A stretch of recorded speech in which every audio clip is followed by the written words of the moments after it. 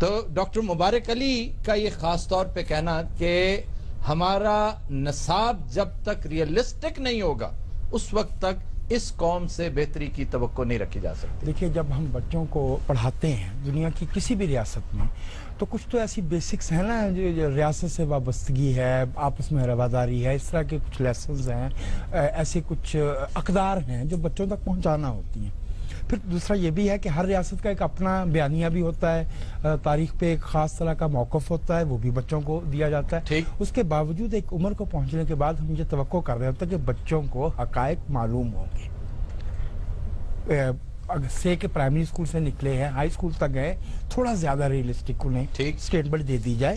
اگر ہمیں اپنے ملک میں جو کچھ ہو چکا ہے اس کے بارے میں ٹھیک سے معلومات ہی نہیں ہوگی تو پھر کل کو جب ہمیں فیصلے کرنا ہوں گے، ہمارے بچوں کو جو ہے وہ ڈیسیشنز لینا ہوں گے، وہ صحیح رائے قائم نہیں کر سکیں گے. وہ اسی جھوٹ میں جو انہیں کبھی وہ جس سحر میں انہیں مبتلا کیا گیا ہے وہ اسی رومانس اور اسی سحر میں اگر ہمیں اپنے مسائل کو حل کرنا ہے تو جو فار ایگزامپل 1971 میں ہم سے غلطیاں ہوئیں، ہم سے غلطیاں بہت دفعے ہوئی ہیں ہمارے ملک میں جو ہے وہ کچھ 80 کی دہائی میں ہوا، کچھ 90 کی دہائی میں ہوا.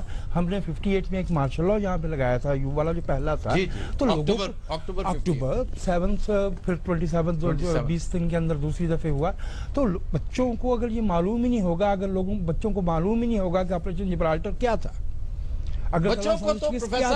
بچوں کو تو پھر شروع سے کریں نا کہ 1948 میں کس نے سرحد عبور کی، کس کے ایما پہ کی، انڈیا نے کس کے کہنے پہ، وہ بھی اکتوبر میں واقع ہوا تھا، وہ بھی 24 اکتوبر سے. بالکل ٹھیک ہے، وہ بھی بتانا چاہیے. ظاہر ہے بہت چھوٹے بچوں کو اس ایسی پیچیدگیوں میں نہیں لے جایا جاتا، لیکن اس کے باوجود جو ہے وہ بچوں کو نصاب میں ان کے ساتھ اس طرح کا جھوٹ نہیں بولنا چاہیے کہ جب وہ حقیقت کی دنیا میں جائیں تو ان کا ایسی ڈسلیونمنٹ ہو کہ ان کا جو ہے وہ اعتماد اٹھ جائے، یا یہ کہ وہ صحیح فیصلے کرنے کی. اب علاج کیا ہے؟ اب علاج کیا ہے؟ وہ ہسٹری جس کو باوجو مرڈر کیا گیا، وہ ہسٹری جس کو باوجو ڈسٹورٹ کیا گیا یا رومانٹیسائز کیا گیا، اب اس کو حقیقت سے آشنا کس طرح، حقیقت کے ساتھ ہم آہنگ کس طرح کیا جا سکتا ہے؟ اس میں بھی دو تین چیزیں آ جائیں گی. حقائق تو موجود ہوتے ہیں، حقائق کا سیٹ ہوتا ہے، اور مختلف سیاسی جو قوتیں ہوتی ہیں وہ اپنی مرضی کے مطابق اس میں سے حقائق چن لیا کرتی ہیں.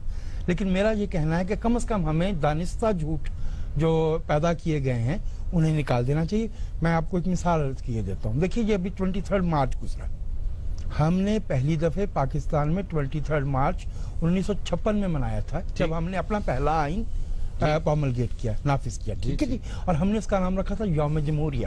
یعنی یہ وہ دن ہے جس دن پاکستان کو پاکستان کے رہنے والوں کی ملکیت قرار دیا گیا. 57 میں ہوا، 58 میں ہوا یوم جمہوریہ، بہت اچھی بات ہے. اب بھائی 59 جب تک آیا تو اکتوبر 58 ہو گیا تھا. ایوب خان اب کس منہ سے یوم جمہوریہ بناتے؟ جمہوریہ کا تو انہوں نے جو ہے وہ بولو نام کر دیا تھا. تو انہوں نے اس کا نام کیا رکھا؟ وہ کوئی میرے ہی جیسا ہوگا نا تنخواہ دار بندہ، تو اس نے کہہ دیا کہ اس کا نام یوم پاکستان رکھتے، تو یوم پاکستان نام رکھ دیا. ٹھیک ہے نا. اب ہمیں اپنے بچوں کو جب یوم پاکستان آتا ہے ہم وہ قرارداد بھی بتائیں گے 40 کی، ہم اس سے جڑی ہوئی ایک اور قرارداد بھی بتائیں گے، وہ بھی لاہور ہی میں منظور کی گئی. وہ 26 جنوری 1930 کو لاہور ہی میں پاس ہوئی تھی، کامل انڈیپینڈنس کی جو قرارداد تھی. بچوں کے علم میں ہونا چاہیے کہ یہ حقائق ہیں، اور یہ بھی ہمیں بتانا چاہیے کہ دیکھیے ہمیں اپنے ملک کی تاریخ کے ساتھ یہ ہم نے ظلم کیا کہ ہم نے یوم جمہوریہ کو ایک یوفیمسٹک نام دیا، یوم پاکستان. نہیں تو اور کیا کرتے؟ یوم غیر جمہوریہ لکھ دیتے. نہیں تو اور کیا کرتے؟ یوم غیر جمہوریہ لکھ دیتے. نہیں تو بھائی مارشل لاء جو ہے وہ بذات خود ایک جرم ہے نا قوم کے خلاف. لیکن یہ کون مانتا ہے؟ ہر چیز کی تعویلیں دی جاتی ہیں، ہر چیز کی اپنے انداز میں انٹرپریٹیشن ہے. وہ